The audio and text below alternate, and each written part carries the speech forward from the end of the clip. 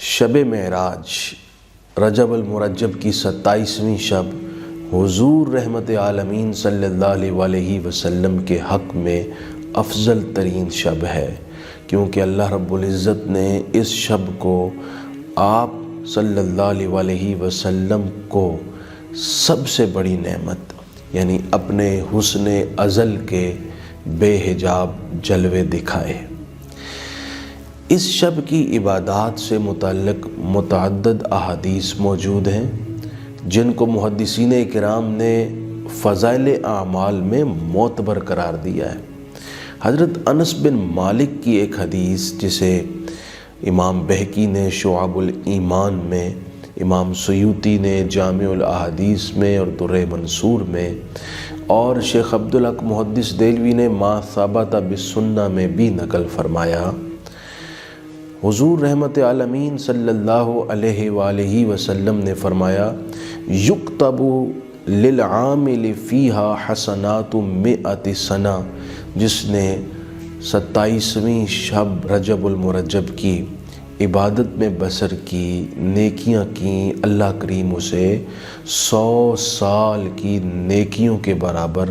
اجر عطا فرماتا ہے۔ اور اس شب کو ایک مخصوص طریقے سے عبادت کا بھی آپ نے فرمایا، جس نے 12 رکعات نفل پڑھے اور ہر رکعت میں قرآن مجید کی کوئی سورت پڑھی، اور یہ 12 رکعات ایک سلام سے پڑھنے ہیں، اور وہ یوں کہ دوسری رکعت میں جب تشہد میں بیٹھیں تو درود پاک پڑھ لیں، لیکن اس کے بعد سلام نہ پھیریں۔ تیسری رکعت کے لیے کھڑے ہو جائیں اور تیسری رکعت سبحانک اللہم و بحمدک سے شروع کریں، پھر 2 رکعتوں کے بعد بیٹھیں، تشہد اور درود پڑھیں مگر سلام نہ پھیریں۔ اسی طرح آپ 12 رکعات پڑھیں، ہر 2 رکعت کے بعد بیٹھتے جائیں اور تیسری رکعت سبحانک سے شروع کرتے جائیں اور آخر میں سلام پھیریں۔ نماز کے بعد 100 مرتبہ سبحان اللہ، 100 مرتبہ الحمدللہ، 100 مرتبہ اللہ اکبر، 100 مرتبہ لا الہ الا اللہ، 100 مرتبہ استغفار یعنی استغفر اللہ پڑھیں، اور 100 مرتبہ درود پاک۔ حضور رحمت عالمین ارشاد فرماتے ہیں، فإن اللہ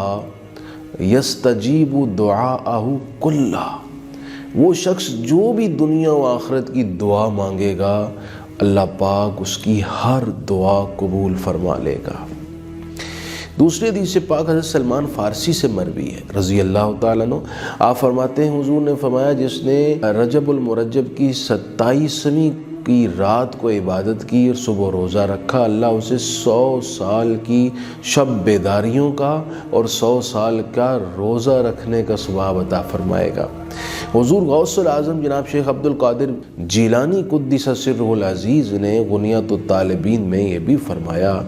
آپ نے اپنی سند سے حضرت ابو ہریرہ سے حدیث نقل فرمائی، جس نے 27 رجب کو روزہ رکھا اللہ اسے 60 مہینوں کے روزے رکھنے کا اجر دے گا۔ میں مانتا ہی نہیں کہ یہ احادیث سننے کے بعد کوئی بھی شخص جس کو اپنی آخرت کی فکر ہے وہ رات کی عبادت اور دن کے روزے سے محروم ہو جائے۔ ضائع نہ جانے دیجیے گا یہ وقت، رات کی عبادت اور دن کے روزے کا لطف ضرور حاصل کریے گا۔